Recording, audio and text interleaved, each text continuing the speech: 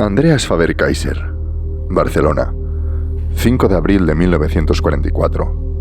Barcelona, 14 de marzo de 1994. Fue un ufólogo y escritor español de ascendencia alemana especializado en la investigación de los aspectos misteriosos y ocultos de nuestra historia, sobre todo en la relación existente de los dioses de la antigüedad con los actuales ovnis. Habiendo participado como ponente en numerosos congresos internacionales dedicados a este tipo de temáticas, tanto en Europa como en América. De la mano del gran ufólogo Andreas Faber-Kayser, director de la revista Mundo Desconocido, nos introducimos en el tema de la misteriosa relación ovni-antigüedad. Un capítulo tan apasionante como obligado en este análisis del fenómeno. A muchas personas les intriga la identidad de los magos de Oriente y la naturaleza del fenómeno conocido como la Estrella de Belén. Es un pasaje que se presta a las dudas y a la reflexión. La de Belén, como puede repararse en los evangelios, es una estrella que se mueve y que, además, para. No es extraño que una estrella esté aparentemente parada en el firmamento, como parecen estarlo las que vemos normalmente, ni tampoco que una estrella se mueva, como es el caso de las estrellas fugaces o de los cometas. Lo que realmente se sale fuera de lo corriente es que una estrella haga ambas cosas, moverse y parar, y que, además, demuestre ser inteligente. Y he aquí que la estrella que habían visto en Oriente iba delante de ellos, hasta que fue a pararse sobre el sitio en que estaba el niño. Mateo 2:9. Estaban velando en aquellos contornos unos pastores, y haciendo centinela de noche sobre su rey, cuando de improviso un ángel del Señor apareció junto a ellos, y cercólos con su resplandor una divina luz. Lucas 2:8-9. Sirva esta cita para señalar únicamente la similitud entre la ambientación de una escena y la de las apariciones marianas. Y para las conclusiones de esta comparación pueden sacarse cuando el ángel anuncia el nacimiento de Belén. Volvamos pues a la estrella.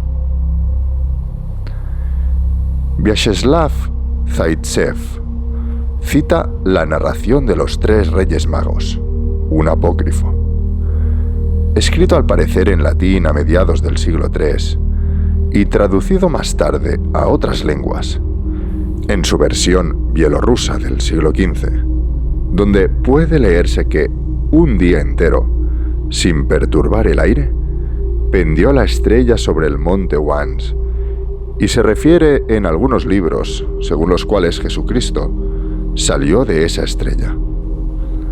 Pero la estrella no era como en nuestros países la pintan en las iglesias. Tenía alas como las águilas y muchos rayos largos que la movían en círculo cuando descendía al monte Wans. En Apócrifos tomo 2 aparece otra leyenda que vuelve a citar la misma forma. Durante el viaje, que duró 13 días, los magos no tomaron necesidad de ello, y este periodo les pareció que no había durado más que un día. Cuando más se acercaban a Belén, más intenso era el brillo de la estrella. Esta tenía la forma de un águila, volando a través de los aires y agitando sus alas. Más adelante aparece una leyenda atribuida a Julio Africano, cronógrafo del siglo III, en que se relata el descenso de una estrella en Persia, que anuncia el nacimiento de Belén y que guía a los magos. Caldicio informa que los caldeos vieron esta estrella viajando durante la noche. En el libro de Set se habla de la aparición futura de esta estrella y de que los magos glorificaban a Dios en silencio y en voz baja. Se dice más adelante que oraban y alababan a Dios en silencio durante 3 días.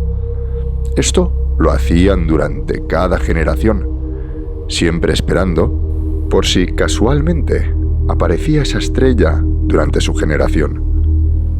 Y por fin apareció sobre este monte de la Victoria, en forma de un niño pequeño y presentando la figura de una cruz. Recordemos nuevamente las apariciones marianas. Les habló, les instruyó y les ordenó que emprendieran el camino de Judea. Singular comportamiento para una estrella. La estrella les apareció así durante 2 años, y ni el pan ni el agua les faltaron jamás en su viaje. También en el Éxodo se produce una ayuda semejante con el maná. En su estudio de la Epístola de los Efesios, capítulo 19, San Ignacio subraya la novedad de esa estrella, que hacía que los que la contemplaban se quedaran mudos de estupor.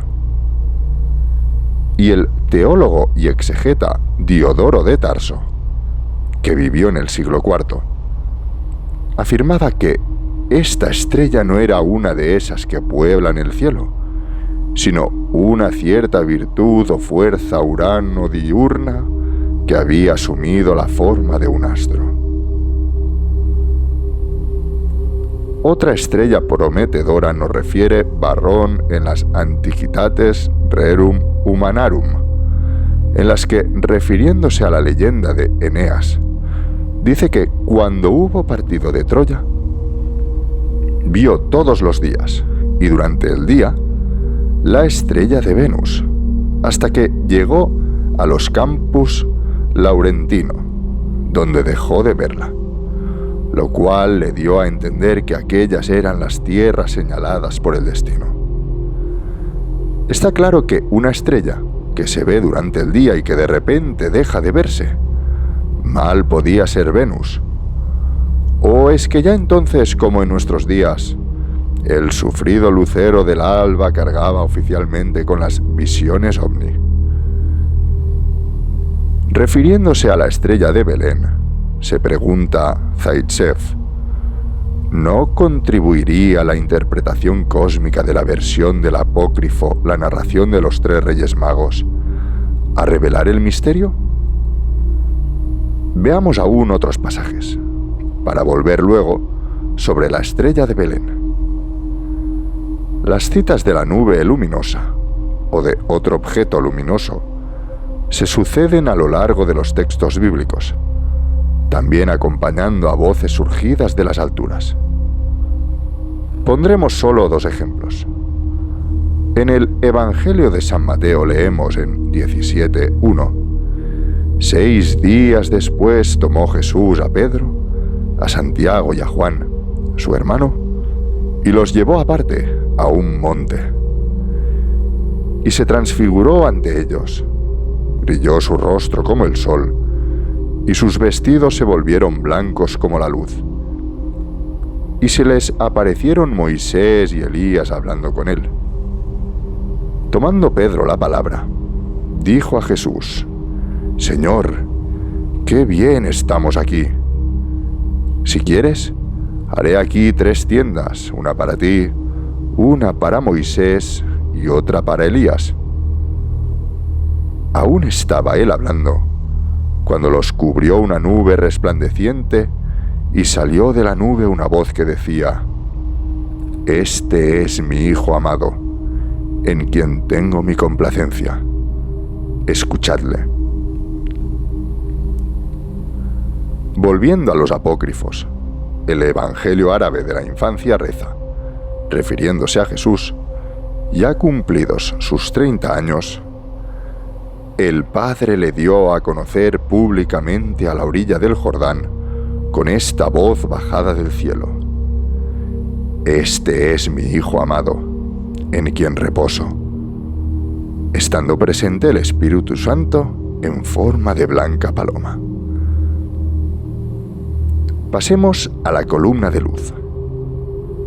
En los apócrifos de la infancia, y concretamente en el citado Evangelio árabe de la infancia, llamado hace poco más que la redacción árabe del mismo, se dice con referencia a Jesús: y cuando su madre, la Virgen María, le llevaba gozosa en sus brazos, le vio el anciano Simeón resplandeciente como una columna de luz. En la redacción siríaca del mismo apócrifo, identificada años más tarde, se dice que fue María a quien el anciano Simeón vio como una columna de luz. Volveremos sobre el tema de la nube y de la columna luminosa en el apartado de la Biblia. La misma redacción siríaca del citado Evangelio de la infancia, al hablar de la adoración de los magos, refiere que la noche misma del nacimiento es enviado a Persia un ángel guardián, que se aparece en forma de estrella brillante a los magnates del reino. Entonces, 3 reyes, guiados por este mismo ángel que había arrebatado a Habacuc, vivía entonces en Judá el profeta Habacuc, el cual, cocida la comida y mojado el pan en la cazuela, se iba al campo para llevarlo a los segadores. Y tomándole el ángel del Señor, dijo a Habacuc: Señor, nunca he visto Babilonia en el foso de los leones. Y tomándole el ángel del Señor por la coronilla, por los cabellos de su cabeza, le llevó a Babilonia, encima del foso, con la velocidad del espíritu. Recibió así Daniel la comida, y levantándose, comió, y al instante el ángel de Dios restituyó a Habacuc a su lugar. Guiados los 3 reyes, pues, como decíamos, por este ángel, llegan a Jerusalén, en donde preguntan por el rey recién nacido. Herodes les somete a interrogatorio.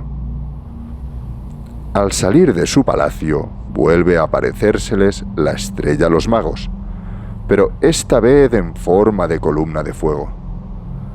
Adoran al niño y durante la noche del 5.º día de la semana posterior a la Natividad, se les aparece de nuevo el ángel que vieron en Persia en forma de estrella, quien les acompaña hasta que llegan a su país. Por último, queremos analizar en este capítulo la explicación final que al fenómeno de la estrella de Belén da Werner Keller en su archifamoso libro Y la Biblia tenía razón. Tras detalladas explicaciones que, analizando lo particular, dejan de lado lo básico, o sea que, dando explicaciones muy convincentes para cada problema concreto, se olvidan de la esencia global del fenómeno, Werner Keller concluye que el fenómeno que guió a los magos hasta el establo de Belén fue la conjunción, última de una serie de 3 en aquellas fechas, de los planetas Júpiter y Saturno en la constelación de los peces.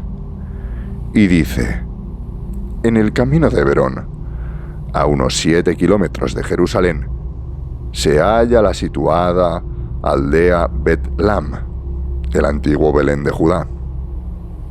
La vieja senda que en su tiempo había sido ya recorrida por Abraham, lleva casi exactamente de norte a sur. En su tercera conjunción, los planetas Júpiter y Saturno se unieron en tal forma que parecían formar una sola estrella. En el crepúsculo vespertino eran visibles en dirección sur de manera tal que los magos de Oriente, en la ruta que seguían desde Jerusalén a Belén, siempre tenían a la estrella ante sus ojos. La estrella iba, en efecto, tal como dice el Evangelio, precediéndoles. Muy bien, pero de haber seguido siempre en la dirección que les señalaba la conjunción de Júpiter y Saturno, y por tratarse esta de un fenómeno extraatmosférico, que por lo tanto por mucho que avancen los magos, siempre quedaría situado delante de ellos. De haber seguido en dirección de esa conjunción, repetimos, a donde habrían llegado habría sido a una muerte por inmersión en aguas litorales del Mar Rojo. Pero no. Se pararon a escasos kilómetros de Jerusalén. ¿Por qué? Porque no iban en pos de la conjunción Júpiter-Saturno, sino en pos de un objeto brillante que, citando literalmente a San Mateo 2:9, les precedía hasta que vino a pararse encima del lugar donde estaba el niño.